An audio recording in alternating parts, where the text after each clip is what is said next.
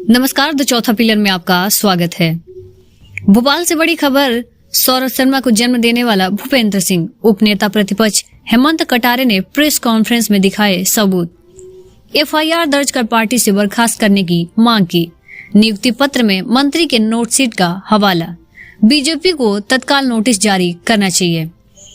मध्य प्रदेश के बहुचर्चित सौरभ शर्मा के कार से 52 किलो सोना और नकदी बरामद मामले में विधानसभा में उप प्रतिपक्ष हेमंत कटारे ने प्रेस कॉन्फ्रेंस की। हेमंत कटारे ने पूर्व मंत्री भूपेंद्र सिंह को सौरभ शर्मा को जन्म देने वाला बताया है। कहा कि सौरभ शर्मा भूपेंद्र सिंह के परिवहन मंत्री रहते फला फूला है। मालथौन नाके पर सौरभ शर्मा लंबे समय तक पदस्थ रहा। मालथौन नाका भूपेंद्र सिंह की गृह विधानसभा है। कटारे ने कहा कि राजेश सेंगर के जरिए भूपेंद्र सिंह का लेन देन होता था। भूपेंद्र सिंह 10 करोड़ का मानहानि नोटिस खेलना बंद करें। सौरभ शर्मा का टैलेंट देखते हुए भूपेंद्र सिंह ने उसकी नियुक्ति करवाई थी। ब्राह्मणों पर भूपेंद्र सिंह ने कई एफआईआर करवाई हैं।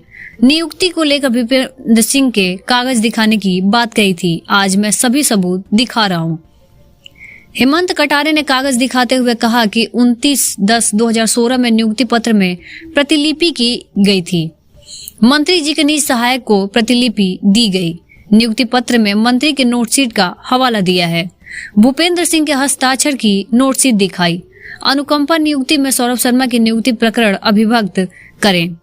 कटारा ने कलेक्टर का पत्र 12/8/2016 का दिखाया। मंत्री का नाम पत्र में नहीं है, लेकिन पत्र का स्वतः संज्ञान लिया। सौरभ शर्मा स्वास्थ्य विभाग के अलावा परिवहन में क्यों नियुक्ति मिली? अनुकंपा का नियम है कि अगर परिवार का कोई सदस्य सरकारी नौकरी में है तो उसको नियुक्ति सरकारी नहीं मिलेगी। सौरभ के परिवार में लोग सरकारी नौकरी में थे। नियम कहता है कि अगर विभाग में जगह नहीं है तो उसको कॉन्ट्रेक्चुअल बेस में नौकरी मिलेगी, लेकिन ऐसा नहीं किया गया। 10 करोड़ का मानहानि का नोटिस देकर दबाव बना रहे हैं। अभी औरतवान में 10,000 से ज्यादा नहीं देंगे। कहा कि भूपेंद्र सिंह पर एफआईआर दर्ज होना चाहिए। इनके साथ अन्य जो लोग हैं इन पर भी एफआईआर दर्ज होनी चाहिए। खुद के प्रदेश अध्यक्ष को चुनौती दे रहे हैं। अपने एक मंत्री को जेल भेजने की बात करते हैं। बीजेपी को तत्काल नोटिस जारी कर उनको बर्खास्त करना चाहिए। मऊगन से राकेश गौतम की खास रिपोर्ट। में जो ट्रांसपोर्ट कमिश्नर की पोस्टिंग है उसमें सत्यप्रकाश की अहम भूमिका है। आने वाले समय में मैं सत्यप्रकाश के कागज इकट्ठे कर रहा हूँ। कैसे इन्होंने पहले अपनी माँ के नाम प्रॉपर्टी करी, भाई के नाम प्रॉपर्टी करी, ऐसे ये तुबराम और बघेल ने अपनी किसी बहन के नाम प्रॉपर्टी करी, बाद में उसको गिफ्ट डीड के माध्यम से खुद अपने नाम पे ले ली। और ये 300-400 करोड़ के इंस्पेक्टर से कम से कम इतने की प्रॉपर्टी है इनकी।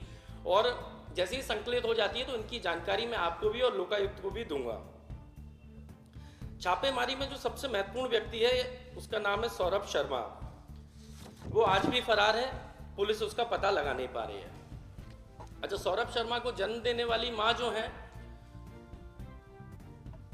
एक मां है जिन्होंने उनको जन्म दिया और एक भ्रष्टाचारी सौरभ शर्मा है। एक है पुत्र सौरभ शर्मा, उनको उनकी मां ने जन्म दिया। एक भ्रष्टाचारी जो सौरभ शर्मा, इनको जन्म दिया है भूपेंद्र सिंह ने, जो पूर्व परिवहन मंत्री हैं। कैसे जन्म दिया ये भी अभी मैं आपको साक्ष्यों के साथ बताऊंगा। ये सौरभ शर्मा एक आरक्षक है, परंतु महत्वपूर्ण जो टोल है या चेक पॉइंट है इन पर ये सदैव पदस्थ रहा। आरक्षक होकर भी जो इंस्पेक्टर का काम था वो करता था। समरसा, करहल, नहर, चिरुला, ये बड़े यहाँ के सबसे बड़े चेक पॉइंट्स हैं। इन सब पर ये इकट्ठा भी कई बार पदस्थ रहा है एक आरक्षक होकर के। ये कृपा माननीय भूपेंद्र सिंह जी की थी। और आप आइए आगे बढ़ते हैं। खुद भूपेंद्र सिंह जी की विधानसभा है खुरई। खुरई में मालथौन नाम का एक चेक पोस्ट है जो आप सब लोग जानते हैं। मालथौन में जब भूपेंद्र सिंह जी मंत्री थे परिवहन विभाग के और गृह के, तब ये मालथौन में पदस्थ था लंबे समय तक। और जब नगरीय विकास मंत्री भी बने तब भी यही व्यक्ति वहां पदस्थ रहा और निरंतर उनकी विधानसभा में सौरभ शर्मा पदस्थ रहा। क्या ये संभव है कि भूपेंद्र सिंह जी जो शिवराज सिंह जी की नाक के बाल थे, उनकी इच्छा के बगैर उनकी विधानसभा में सौरभ शर्मा इतने लंबे अरसे से काम करता रहा? बिल्कुल संभव नहीं। एक सामान्य जिसको ज्ञान होगा वो भी ये बता सकता है, खुरई का आदमी, क्योंकि उनकी तूती बोलती थी। कोई सेंगर है उनके स्टाफ में, उसकी कॉल डिटेल की जांच होगी तो सौरभ शर्मा का जो लेन देन होता था वो सेंगर के माध्यम से होता था। बाकायदा कलेक्शन करता था और पूरा लेन देन होके जाता था।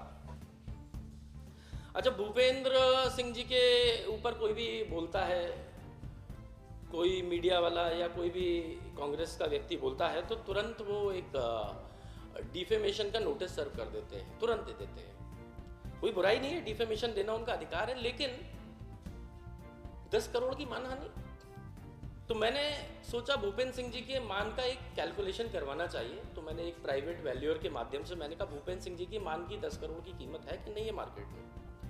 तो प्राइवेट वैल्यूएशन हुआ और मुझे बताया गया भैया पूर्व मंत्री जी के जिस प्रकार से उनके कुकर्म है, अधिकतम से अधिकतम उनके मान की वैल्यू होगी तो वो 10,000 रुपये हो सकती है। तो शुरू करें जी ठीक। मुझे जानकारी मिली है कि कांग्रेस के विधायक हेमंत कटारे जी के द्वारा ये जो सौरव शर्मा जो ये पूरा जो परिवहन का विषय जो सामने आया है और जो रेड हुई है और जो सौरव शर्मा के यहाँ से जो भी सोना वगैरह या जो भी पकड़ा गया है, इस संबंध में हेमंत कटारे जी ने कहा है कि सौरव शर्मा की नियुक्ति मेरे द्वारा हुई थी या मैंने अनुशंसा की थी, ये पूरी तरह से असत्य है। मैं पहले भी इस बात को कह चुका हूँ कि वो एक भी ऐसी नोट शीट दिखा दें कि जिसमें मैंने सौरव शर्मा की नियुक्ति की अनुशंसा की हो या अनुमोदन किया हो या सहानुभूतिपूर्वक विचार करने के लिए लिखा हो। मैंने कभी भी सौरव शर्मा की ना नियुक्ति की अनुशंसा की। एक सामान्य रूप से मंत्रियों के पास आवेदन आते हैं तो विभाग को भेज देते, पर नियुक्ति का अधिकार भी परिवहन मंत्री को नहीं होता, ये आयुक्त ट्रांसपोर्ट कमिश्नर को होता है। तो मेरे द्वारा ना कोई अनुशंसा की गई, ना कोई सहानुभूतिपूर्वक विचार करने के लिए लिखा गया, ना मेरे द्वारा कोई आदेश किया गया। हम सब जानते हैं, पूरा प्रदेश जानता है कि हेमंत कटारे मैनेज होके पत्रकार वार्ता करते हैं या मैनेज होके आरोप लगाते हैं। ये कोई एक मामला नहीं है, ये लगभग इनका हर दिन का काम है। विधानसभा में अगर हम देखें तो विधानसभा में ये प्रश्न लगाते हैं, ध्यानाकर्षण लगाते हैं और उसके बाद फिर मैनेज होके उसी के पक्ष में पत्र लिखते हैं, उसी के समर्थन में पत्र लिखते, उसके बाद उस बारे में नहीं बोलते, उसके बाद उसकी कार्रवाई के बारे में कभी नहीं बोलते। इसी तरह से पूर्व में सुधीर शर्मा जी के ऊपर इन्होंने आरोप लगाए और फिर बाद में मैनेज होके और स्वयं ने कहा कि आरोप गलत थे। तो हेमंत कटारे जी, पूरा प्रदेश जानता है कि मैनेज होकर पत्रकार वार्ताएं करते हैं। जब इस मामले में ये जो रेड हुई है, जब सारी जांच एजेंसियां जांच कर रही हैं, इनकम टैक्स भी जांच कर रहा है, ईडी भी जांच कर रही है, लोकायुक्त भी जांच कर रहा है, जब सारी जांच एजेंसियां जांच कर रही है तो क्या पत्रकार वार्ता करके जांच एजेंसियों को प्रभावित करने का प्रयास है? क्या जो असली आरोपी है उनको बचाने का प्रयास है? क्या उनको बचाने के लिए ये सारा जो मामला है वो डाइवर्ट करने का प्रयास हो रहा है? पर मैंने पहले भी कहा और आज फिर कह रहा हूँ कि जांच में सत्यता आएगी और जो भी आरोपी हैं वो सारे आरोपी, उन पर कार्रवाई सरकार करेगी। जहाँ तक हेमंत कटारे जी का सवाल है, ये स्वयं 376 के आरोपी रहे हैं और 376 एक महिला पत्रकार की तरफ से ये केस रजिस्टर्ड हुआ था और उस केस में मुझे मालूम है कि उस एफएसएल के माध्यम से वो जो पॉजिटिव रिपोर्ट थी रेप की, उसको किस तरह से नेगेटिव किया गया, वो पूरी कहानी मुझे पता है। वो भी मैं सामने लाऊंगा कि कैसे वो नेगेटिव रिपोर्ट हुई। इसकी पुनः जांच के लिए भी मैं लिखूंगा।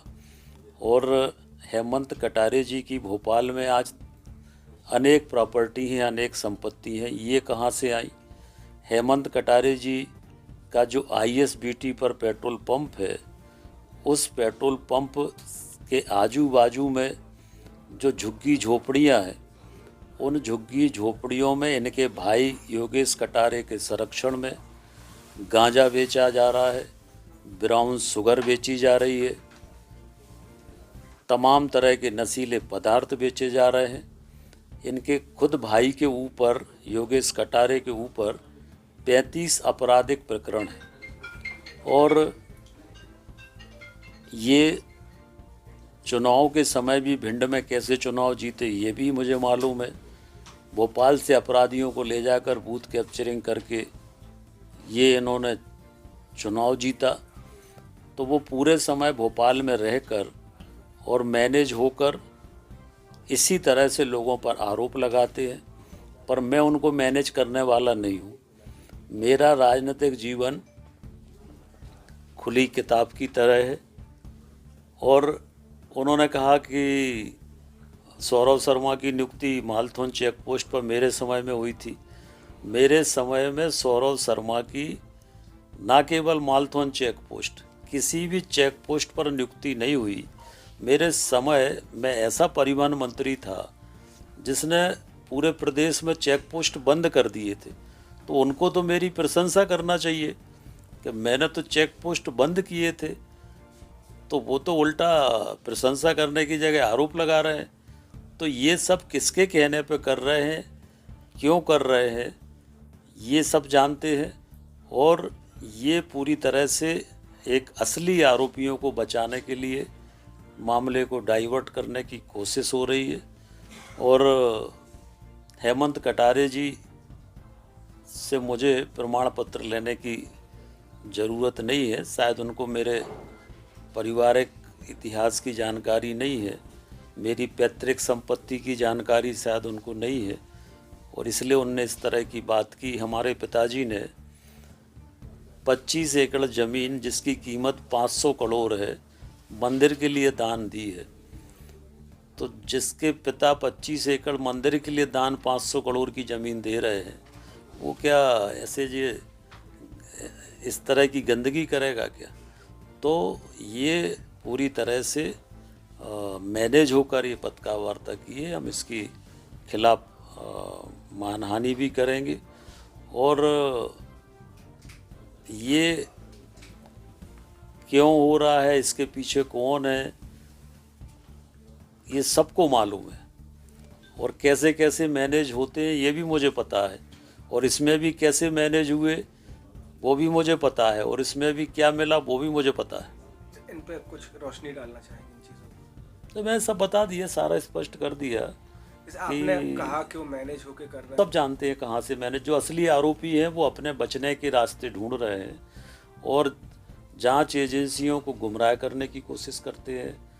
अपने ऊपर आरोपों से बचने के लिए मामलों को प्रायोजित करने की कोशिश करते हैं। पर मैं कह रहा हूँ कि जब जांच हो रही है